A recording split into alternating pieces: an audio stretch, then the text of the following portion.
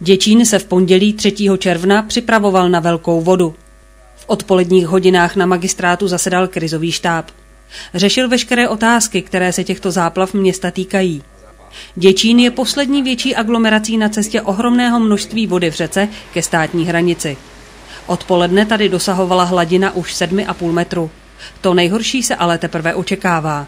Do zítřejšího rána by měla nastoupat na 10 metrů 60 a s možností mírného navýšení ještě ve večerních hodinách zhruba na 10 metrů 80. Vzhledem k prognózám učinilo město přípravné kroky. Evakuovalo nebo varovalo obyvatele 16 ulic.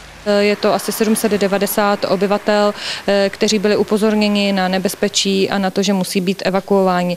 Většina z nich odešla k příbuzným, některé jsme ubytovali v hotelu Pošta, pro jiné máme připravenou školní družinu tělocvičnu. Pro jiné máme připravenou školní tělocvičnu na základní škole Želenice.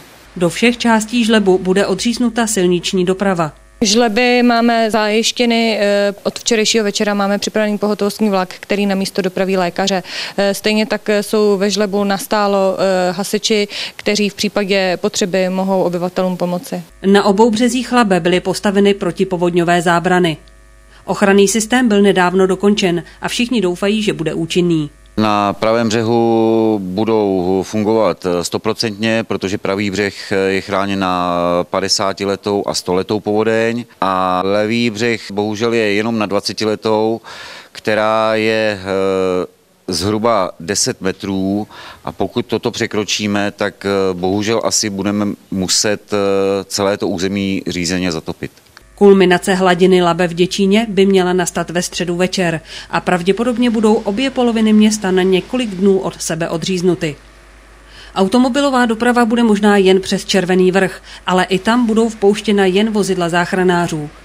Počítá se však s kyvadlovou dopravou vlakem přes železniční most.